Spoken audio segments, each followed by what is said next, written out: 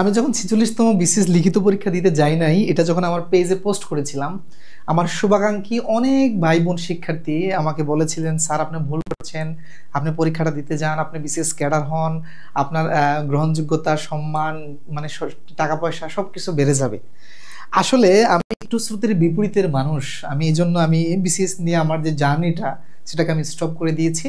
৪৫তম BCS লিখিত টিকেছি, ভাইভাটা দিব, কিছু হোক বা না হোক আমি আলহামদুলিল্লাহ ভালো আছি। তো আপনাদের কাছে একটি ঘটনা শেয়ার করতে চাই। আপনারা যারা মনে করছেন যে বিসিএস হলে হয়তো আমার প্রতিষ্ঠান অনেক ভালো হয়ে যাবে, না, আলহামদুলিল্লাহ আমি সরকারিতে চাকরি করতেছি, এটার জন্য আমি আলহামদুলিল্লাহ যথেষ্ট ভালো আছি। আমি ব্যাংকে চাকরি পেয়েছি, জয়েন করি নাই, সেটা নিয়েও আমার ফ্রেন্ডস ফ্যামিলি অনেকে বলেছে যে ভুল করছি। বিসিএস জার্নিটাও বাদ দিয়ে দিয়েছি, এটাও অনেকে বলছে ভুল করছি।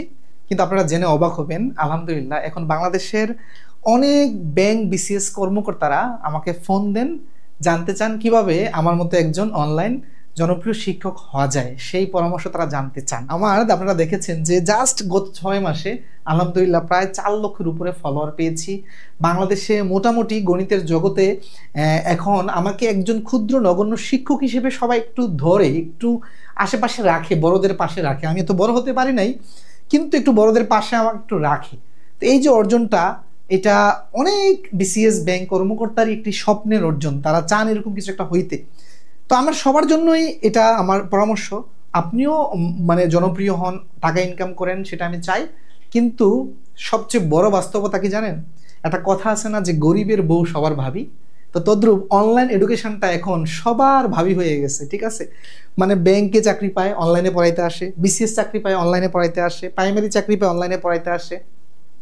শুধুমাত্র আমি ডিফেন্সের লোকদেরকে দেখি নাই, কারণ ডিফেন্সের লোকরা মনে সময় পায় না পড়ানোর জন্য। এছাড়া বাংলাদেশের এমন কোনো সেক্টর নাই যে সেক্টরের লোক পড়াইতে আসে না, মানে সবাই পড়াইতে আসে, পড়াইতে পারুক বা না পারুক, ঠিক আছে? তো এই জন্য যারা পড়াইতে চান, আপনাকে স্বাগত অনলাইন এডুকেশন সেক্টরে। কারণ আমি চাই বাংলাদেশে অনলাইন এডুকেশনের মাধ্যমে মেধাবীরা শিক্ষকতায় আসুক, ঠিক আছে? মেধাবীরা শিক্ষকতায় আসলে দেশ জাতি মানে উপকৃত হবে। কিন্তু পাশাপাশি আপনাকে এটাও বলতে চাই যে আপনার যদি যোগ্যতা না থাকে, আপনি যত বড় মানে সরকারি কর্মকর্তা হন, আপনি যদি পড়াইতে না পারেন, আপনি অনলাইনে এসে টিকতে পারবেন না। আমি অনেক দেখেছি যে মনে করেন যে বড় বড় সরকারি কর্মকর্তা কিন্তু কোর্স খুলে ফ্রি ক্লাসও করে না মানুষ, তার টাকা দিয়ে করবে দূরের কথা। আমি একটা উদাহরণ দিই, বাংলাদেশের গণিতের সেক্টরে, হ্যাঁ, যে গণিতের সেক্টরে যে কয়েকজন মানে নাম করা টিচার আছে, আপনি একটু খোঁজ নেবেন যে কেউ কোনো বড় কোনো সরকারি চাকরিজীবী না। হ্যাঁ, অনেকে আছে কোনো চাকরি করে না, কিন্তু তারা গণিতের সেক্টরে রাজ করছে। ইংরেজির সেক্টরে যে মাস্টার জাহাঙ্গীর স্যার, উনি দেখেন ইংরেজি সেক্টরে উনি রাজ করেছেন, ঠিক আছে?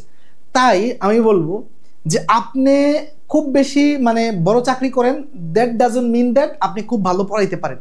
আপনি ভালো পড়াইতে পারেনও, আবার নাও পারেন। তাই আপনার যদি পড়ানোর যোগ্যতা থাকে এক্সট্রাঅর্ডিনারি, তাইলে আপনি অনলাইন এডুকেশনে আসবেন। ইনশাল্লাহ আপনি আসলে আমরা সবাই খুশি, দেশের মানুষ খুশি। কারণ যার যোগ্যতা আছে সে আসুক, সে আসুক, এতেই দেশ উপকৃত হবে। তো প্রিয় শিক্ষার্থীরা, আপনারা যারা সরকারি চাকরির প্রস্তুতি নিচ্ছেন, আপনাদের ক্ষেত্রে একই পরামর্শ। আপনি প্রথমে যাচাই করবেন, পরীক্ষা করবেন আপনার মেধা কোন দিকে আছে। আপনার যদি মনে হয় যে বিসিএস মানে ক্যাডার হওয়ার মতো আমার এবিলিটি আছে, আপনি বিসিএস ক্যাডার হওয়ার চেষ্টা করেন। আপনি ব্যাংক হইলে ব্যাংক, প্রাইমারি, নিবন্ধন, যেইটা সুযোগ আছে আপনি আপনাকে জাজ করবেন। হ্যাঁ, ওভার মানে এক্সপেকটেশন রাখবেন না। মনে করেন যে এমন অনেকে আছে, আমরা দেখলে বুঝি যে 12 বছর পড়লেও বিসিএস ক্যাডার হইতে পারবে না, কিন্তু সেও বিসিএস এর স্বপ্ন দেখে। এইটা একটু ওভার স্বপ্ন হয়ে যায়। আমি বলবো বাস্তবতার নিরিখে আপনার মেধার মানে জায়গা থেকে আপনি মানে এই আশাটা করবেন, খুব বেশি আশা করলে হবে না। একটা কথা আছে না যে বামন হয়ে চাঁদের দিকে হাত বাড়াইও না, কথাটা কি এমনি এমনি আসছে? বামন মানে কি? খাটো ব্যক্তি। খাটো ব্যক্তি যদি চাঁদের দিকে হাত বাড়ায় সে কি পারবে?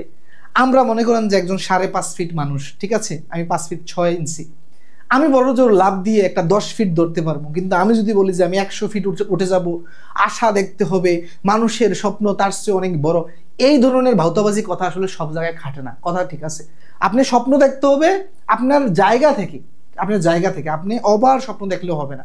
হ্যাঁ, মানুষের স্বপ্ন অনেক বড় হতে পারে, এটা কিন্তু স্বপ্নটা বাস্তবতার নিরিখে হতে হবে। কথা ক্লিয়ার?